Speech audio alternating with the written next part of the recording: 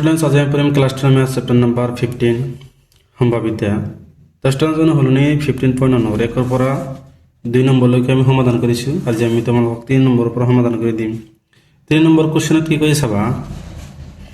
এটা ফুটবল খেলত কোনটো দলে আৰম্ভণিতে বলটো লব হেয়া সিদ্ধান্ত লবলৈ কিয় এটা বিশুদ্ধ মুদ্ৰা টস কৰাটো দৰকাৰ বুলি বিবেচনা কৰে এটা আমি তোমাক সলভ কৰি দিম চাবা তাস্তান উত্তৰটা আমি লিখি থৈছো যে এটা মুদ্ৰা টস কৰিলে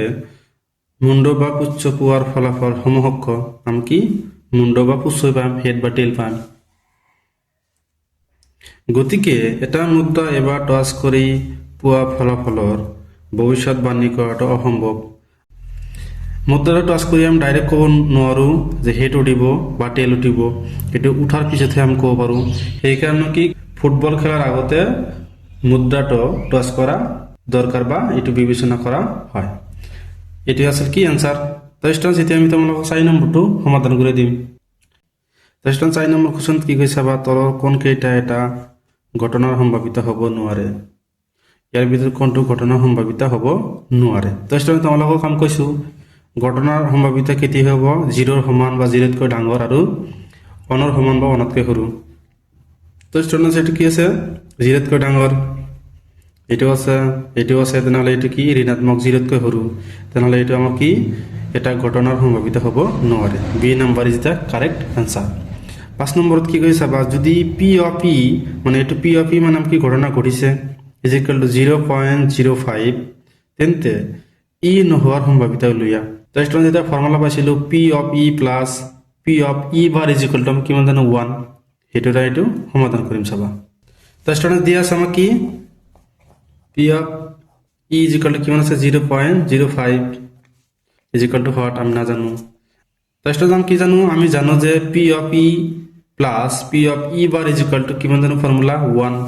আমি তে মান বহাই দিম এটার মান আমি কিমান জানো 0.05 plus P of E bar is equal to আমি কিমান জানো 1 তো স্টুডেন্ট সবাই প্লাস আছে হফালে গলে কি হবে মাইনাস আমাক যেহেতু বারটো উলিয়াব লাগে 1 minus 0.05 পয়েন্টের পিছত কিমানটো অঙ্ক আছে দুটা তেনেহলে 1 ৰ আমি দুটা 0 লগাই দিম মাইনাস কৰি দিয়া আমি 0 পৰা 5 মাইনাস কৰিব নোৱাৰো এই 1 টো ইয়াত ধাৰলম কিমান হ'ব 100 ৰ পৰা 5 মাইনাস কৰিলে কিমান হ'ব 95 পয়েন্ট ইয়াত কিমান আছে 0 0 ৰ পৰা 0 মাইনাস কৰিলে কিমান হ'ব 0 তেনেহলে আমি কিমান পাইছো 0.95 এটি হবো আমার কি উত্তর তার স্টুডেন্ট তার 6 নম্বরটো চাবা 6 নম্বরটো কি করে চাবা এটা মোনাত মাত্র নেমুর সাদর মর্টন আছে মালেনিয়া মোনাটো নোচোৱাকৈ এটা মৰ্টন ললে তেও লোৱাটোৰ সম্ভাৱিত কি যাতে 1 নম্বৰটো কি আছে এটা কমলা সাদৰ মৰ্টন লয় কমলা সাদৰ মৰ্টনটো কেনেকৈ ল'ব চাবা স্টুডেন্টস আমাৰ মোনাটোৰ ভিতৰত কি আছে নেমু সাদৰ মৰ্টন আছে কমলা সাদৰ মৰ্টনটো কেনেকৈ পাব এটো অসম্ভৱ ঘটনা বা এটি ঘটনা ঘটাই নাই তেনেহলে ইয়াৰ অ্যান্সারটো কিমান হ'ব শূন্য হ'ব যেটো ঘটনা নঘটে বা অসম্ভৱ ঘটনাটো এটো তো অসম্ভৱী ঘটনা হয় মোনাটোৰ ভিতৰত কি আছে নেমু সাদৰ মৰ্টন আছে কমলা বা আপেলৰ সাদৰ মৰ্টনটো কেনেকৈ পাব এটো হ'ব কি অসম্ভৱ ঘটনাৰ অ্যান্সাৰ আমি কিমান জানো 0 তাৰপিছত 2 নম্বৰটোত কি কৈছে চাবা এটা নেমুৰ সাদৰ মৰ্টন লয় এটা নেমুর সাদর মর্টন কিমান হবে এটু 1 হবে কেন 1 হবে কিয় 1 হবে কারণ সেই মোনাটোত কি আছে নেমুর সাদর মর্টন আছে তেনেহলে কি হ'ব নেমুর সাদর মর্টনই পাব ঘটনা ঘটার সম্ভাৱিতা আমি কিমান জানো 1 এটু ঘটনা ঘটিব এটু অসম্ভৱ নহয় এটু কি হ'ব নিশ্চিত ঘটনা তেনেহলে এটুৰ আনসাৰ কি হ'ব 1 এতিয়া আমি তোমালোকক 7 নম্বৰটো কৰি দিম কি কৈছে চাবা এটা তিনিজনীয়া ছাত্ৰৰ দলত দিয়া আছে যে দুজন ছাত্ৰৰ একে জন্মদিন নোহোৱাৰ সম্ভাৱিতা কিমান 0.992 নোহোৱাৰ সম্ভাৱিতা এটা আমি কি জানো ই বাৰ দুজন ছাত্ৰৰ একে জন্মদিন হোৱাৰ সম্ভাৱিতা কি এটা আমাক উলিয়াব লাগে চাবা স্টুডেন্টস তোমালোকক উলিয়াই দি আছো তো স্টুডেন্টস 7 নম্বৰটো কোশ্চেনত কি কৈছে দিয়া আছে দুজন ছাত্ৰৰ একে জন্মদিন হোৱাৰ সম্ভাৱিতা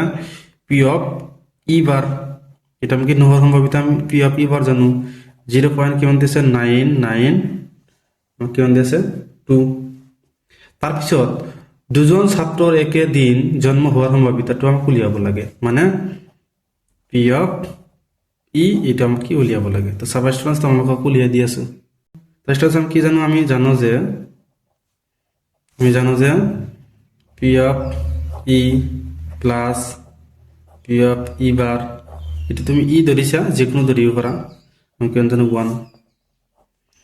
পি অফ ই এটা আমাক কিমান দিছে 0.992 ইজ ইকুৱেল টু 1 যেহেতু আমাক এইটো ওলাব লাগে এইটো আমি সকললৈ যাম 1 মাইনাছ 0.992 এইটো আমি এতিয়া মাইনাছ কৰি দিম চাবা ফাৰ্ষ্ট পইণ্টৰ পিছত কিমানটা অংক আছে তিনিটা তেনেহ'লে 1ৰ পিছত আমি তিনিটা শূন্য লগাম পইণ্টৰ তলত পইণ্টটো বহাই দিয়া 992 চাবা ষ্টুডেণ্টছ আমি 0ৰ পৰা 2 মাইনাছ কৰিব নোৱাৰোঁ এই 1টো দাল ল'ম ইয়াত 1 দাল ল'লে কিমান হ'ব 1000 1000ৰ পৰা 992 মাইনাছ কৰিলে কিমান জানো আমি 8 ইয়াত কিমান থাকে 9 0 ইয়াত কিমান থাকে 9 0 পইণ্ট 0 পৰা 0 মাইনাছ কৰিলে কিমান থাকে 0 তেনেহ'লে আমি আনচাৰটো কিমান পাম 0.008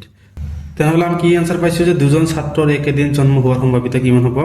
0.008 লাষ্টত লিখি দিবা যেতিকে দুজন ছাত্ৰৰ একে জন্মদিন হোৱাৰ সম্ভাৱিতা ইজ ইকুৱেল টু কিমান হ'ব 0.008 এটি হ'ব কি আমাৰ এনসাৰ তো স্টুডেন্টস ইয়ালৈকে কৰিবলগীয়া আছিল স্টুডেন্টস ভিডিওটো যদি ভাল লাগে চেনেলটো সাবস্ক্ৰাইব কৰি দিবা থ্যাংক ইউ স্টুডেন্টস